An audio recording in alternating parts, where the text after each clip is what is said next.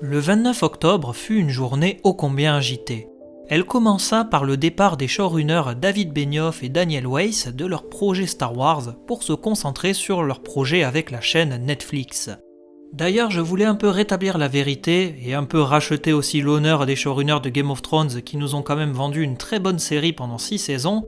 En réalité, c'est en 2016 que les showrunners ont décidé de faire une saison 7 et 8 beaucoup plus courte, alors que le deal avec Disney a été conclu en 2018. Donc dire qu'ils ont rushé la fin de Game of Thrones pour faire du Star Wars, c'est complètement erroné. Alors certes, ça n'excuse pas la qualité très médiocre, pour ne pas dire carrément décevante de la saison 8, et 7 aussi, mais c'est juste pour vous dire que Star Wars n'y est pour rien. Mais une autre annonce a véritablement fait l'effet d'une bombe, HBO aurait annulé le spin-off Blood Moon. C'est assez étrange car Blood Moon était le premier spin-off dont HBO avait officialisé la venue. Le tournage du pilote, un épisode 0 servant à montrer le potentiel de la série, avait été dirigé cet été. Je vous partage même des images du décor prises par des curieux il y a quelques jours, puisque comme vous vous en doutez, vu que la série est annulée, ça n'a aucun impact, et on peut voir qu'HBO avait misé sur des décors réels avec de nombreux détails. Même Naomi Watts, l'actrice principale du spin-off, avait été surprise costumée alors qu'elle était sur le tournage. Et pourtant, comme c'est souvent le cas dans le monde des séries, Blood Moon n'a pas convaincu HBO. Que s'est-il passé? Est-ce que l'histoire n'a pas emballé la maison mère? Est-ce que le manque d'écrit de la part de J.R.R. Martin a repoussé HBO de se lancer dans cette vaste période de la première longue nuit et de l'âge des héros? Est-ce que la qualité du pilote n'a pas convaincu? Est-ce que les critiques subies par la saison 8, notamment autour des marcheurs blancs, ont été peut-être vectrices de ce refus? Pour le moment, nous n'en savons rien, et toujours est-il que même Vladimir Furdik, l'acteur du Roi de la Nuit, s'est exprimé sur Instagram à travers un message qui résonne comme un message d'adieu. Je vous souhaite à tous le meilleur, peut-on lire sur ce post accompagné de sa photo et de celle du mythique Roi de la Nuit. Une finalité assez triste pour un spin-off qui aurait pu nous en apprendre plus sur la mythologie fondatrice même du Trône de Fer, mais je suppose que s'il a été annulé, c'est que la raison était quand même valable. Cependant, même dans l'anéantissement et la mort, il peut y avoir une renaissance, et tel un ressuscité de R'hllor, l'univers de J.R.R. Martin revient sur le devant de la scène avec un nouveau spin-off officialisé par HBO.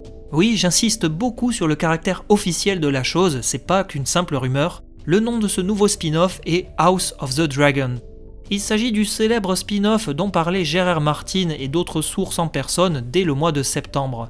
Je vous encourage à aller voir la vidéo que j'avais sortie pour l'occasion, où je présentais les différentes sources, les possibilités, les thèmes envisagés, etc. HBO a donc officialisé un nouveau spin-off en publiant un poster au style très épuré. Un fond noir avec un logo rouge de type bronze et un titre avec une police d'écriture Game of Thronesque dorée. Le mix parfait qui rappelle les couleurs de la famille Targaryen, mais aussi celles du feu, en mixant des couleurs chaudes comme le jaune doré ou encore le rouge vif teinté d'orange.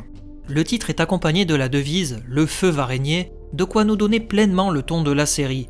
La série est co-créée par J.R.R. Martin et Ryan Condal, qui serait d'ailleurs le showrunner et le scénariste de la série, et cette dernière s'appuie sur le livre Feu et Sang de J.R.R. Martin, le tome 1, vous vous en doutez parce que le tome 2 n'est tout simplement pas encore paru. Quand je dis que le tome 2 n'est pas paru, c'est le tome 2 en version originale, je ne parle pas du tout de la traduction française qui a décidé de couper le tome 1 en 2 parties. Le premier épisode de la saison 1 ainsi que d'autres épisodes seront confiés à Miguel Sapochnik, à qui l'on doit les épisodes de bataille de la série Game of Thrones, comme Durlieu dans la saison 5, la bataille des bâtards en saison 6, ou encore les terribles longues nuits et les cloches en saison 8. Et pour le moment, vous vous doutez bien, nous n'avons pas de date de tournage ni de date de sortie. Contrairement à Blood Moon qui avait d'abord commandé le pilote avant d'être officialisé, cette fois-ci, pour House of the Dragon, la série passe directement à la case commande, donc on est sûr que la série sera commandée. Le pilote sera tourné et la série est donc officiellement commandée pour une saison de 10 épisodes. Je pense qu'ils vont attendre quand même de voir le succès commercial et critique de la première saison avant de peut-être reconduire la série pour plus tard. Je suis personnellement quand même triste pour Blood Moon car cette période de l'âge des héros m'intéressait beaucoup, mais je suis quand même très content de voir qu'un nouveau spin-off fait son apparition. House of the Dragon n'a pour l'instant pas de thème, bien qu'on soit sûr qu'il s'appuie sur le livre 1 de Fire and Blood de notre cher Martin.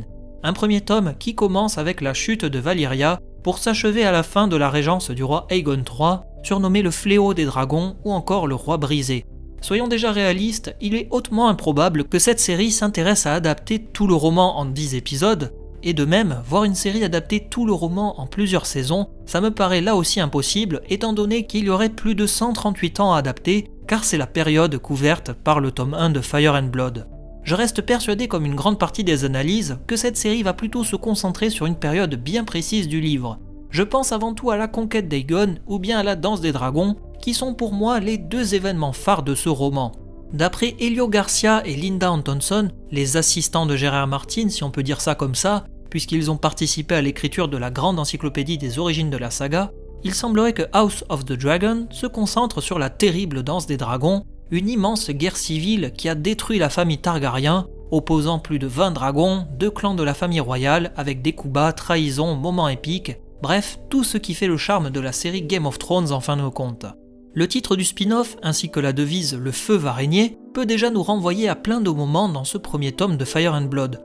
Cela peut évoquer le futur règne d'Aegon Ier Targaryen, qui va forger et fonder le trône de fer, ou bien le règne du tumultueux Maegor le Cruel, qui s'embourba dans une guerre civile avec la foi militante et dont il cramait les fidèles avec le feu de son dragon, ou bien la danse des dragons, qui opposa la reine Rhaenyra Targaryen au roi Aegon II dans une guerre civile dévastatrice pour le trône de fer. Le champ des possibilités est vaste et il est fort à parier que nous en saurons plus à l'avenir. Comptez sur moi pour vous faire le point sur les news concernant cette nouvelle série dès qu'il y aura de quoi dire dessus. Il ne me reste plus qu'à souhaiter bonne chance à ce nouvel arrivant dans l'univers du trône de fer. Blood Moon est mort, longue vie à House of the Dragon.